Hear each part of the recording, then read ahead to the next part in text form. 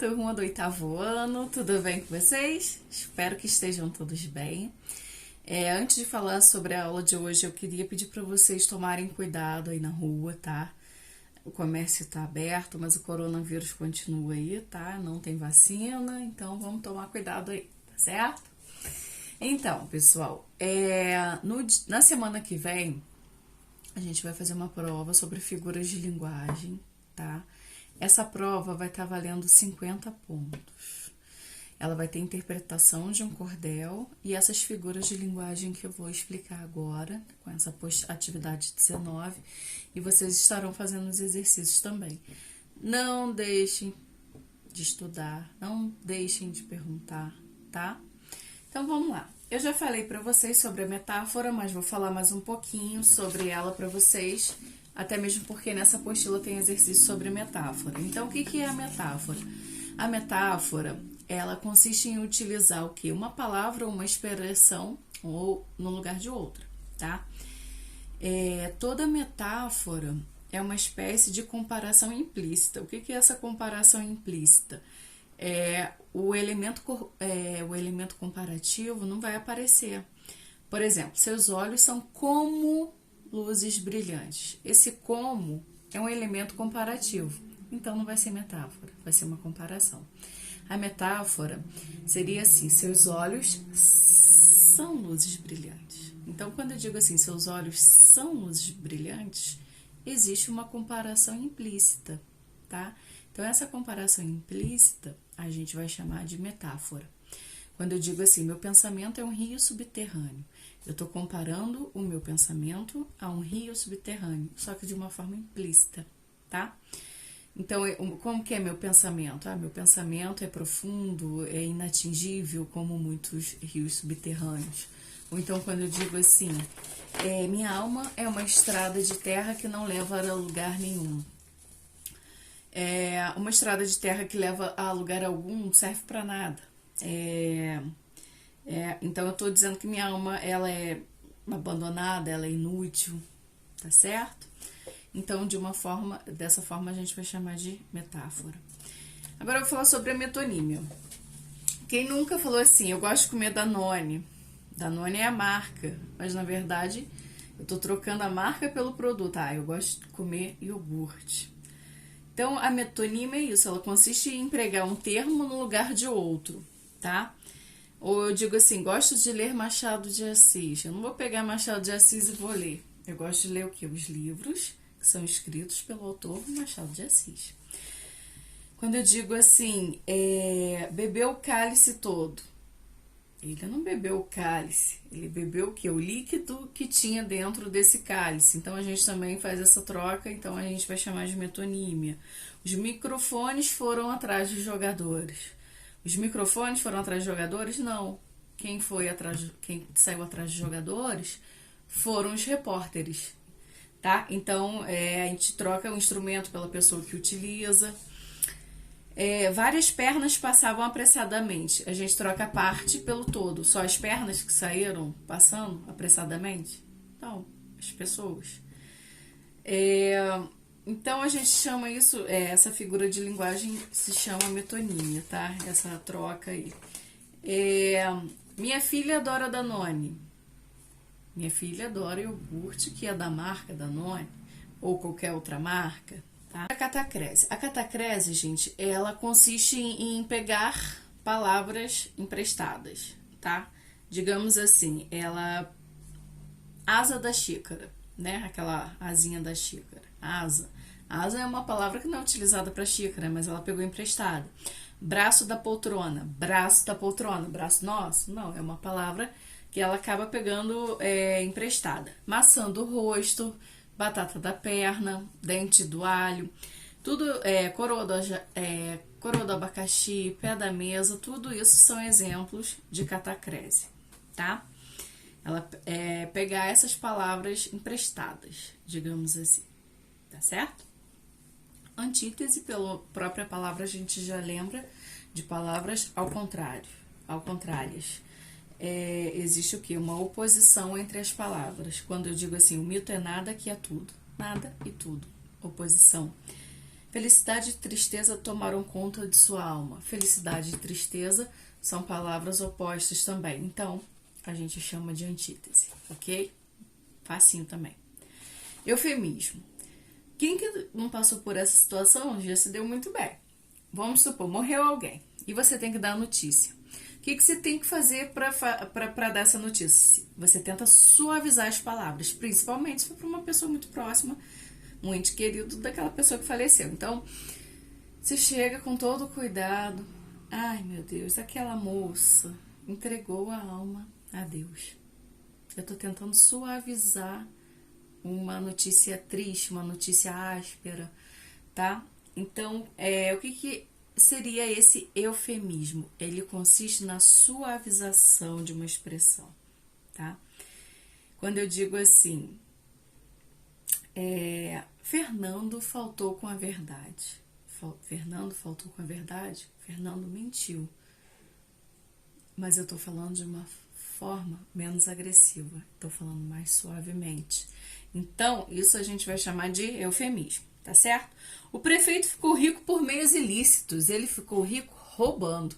Também eu tô suavizando que ele fez o roubo, que ele praticou esse roubo, certo? 6. Ironia. Nossa, quem que nunca foi irônico na vida um dia? O que é ironia? A ironia, ela consiste em dizer o contrário do que se pensa. Quando eu digo assim, nossa, como você foi bem na última prova. Não tirou nem a nota mínima. Então, como você foi mal na última prova, a verdade é essa.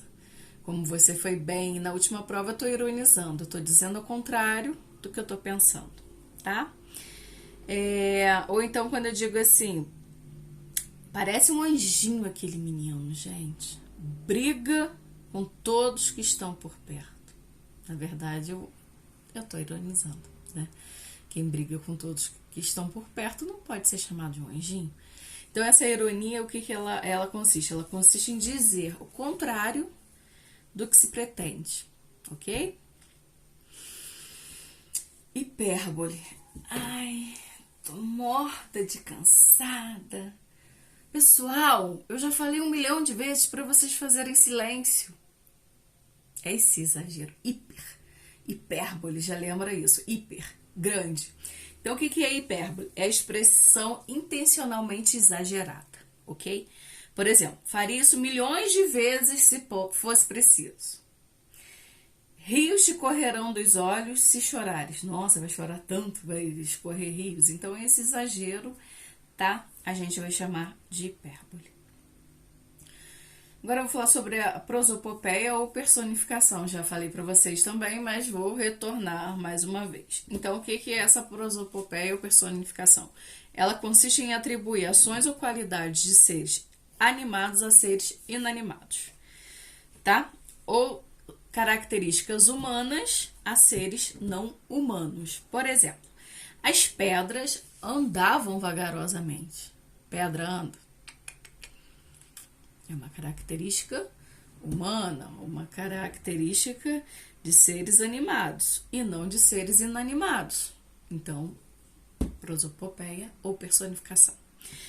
O livro é um mudo que fala, um surdo que ouve, um cego que guia. Fala, ouve, guia. O livro? Não, são características humanas. Prosopopeia. O vento fazia promessas suaves a quem o escutasse. Vento fazendo promessa? Vento fala? Não. Característica nossa. Então, prosopopeia ou personificação. Ok? E pleonasmo. Quem que nunca falou subir para cima, descer para baixo, dar ré para trás, entrar para dentro, sair para fora? Então, o pleonasmo consiste na repetição de um termo ou de uma ideia com as mesmas palavras ou não, tá? A intenção do pleonasmo, na verdade, é realçar a ideia, torná-la mais expressiva, tá? O problema da violência é necessário resolvê-lo logo. Esse lo é um pronome oblíquo, mas eu não preciso repetir, porque olha só, o problema da violência é preciso resolvê-lo logo. Tá dentro da mesma oração, da mesma frase, não precisava desse lo. O problema da violência é preciso resolver logo. Acabou, esse lo está sendo utilizado de uma forma pleonástica. Não precisava dele, tá? Então, pleonasmo é essa repetição desnecessária, tá? Quando eu digo assim, teve uma hemorragia de sangue. Hemorragia, gente, só pode ser de sangue, tá? Então, essa repetição desnecessária aí. Então, vamos lá. Eu vi aquela cena com os meus próprios olhos. Claro que você vai ver com os olhos, né? Então, na verdade, nesse caso, ele queria só intensificar que viu aquela cena, tá? Mas também é pleonasmo.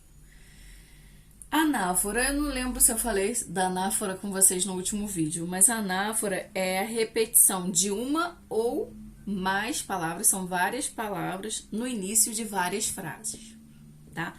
Então, é a repetição de uma ou mais palavras no início de várias frases, criando assim um efeito de reforço, de coerência. Por exemplo, se eu digo assim, se você gritasse, se você gemesse, se você tocasse a valsa vienense, se você dormisse, se você cansasse, se você morresse, mas você não morre, você é duro, José. Então, essa repetição, se você, vai ser anáfora. Vocês podem perceber que existe, assim, várias repetições, a mesma repetição em várias frases, ok? Essa repetição anáfora. São só essas 10, tá? Que vocês vão dar uma estudada. Na atividade 1, vocês vão marcar...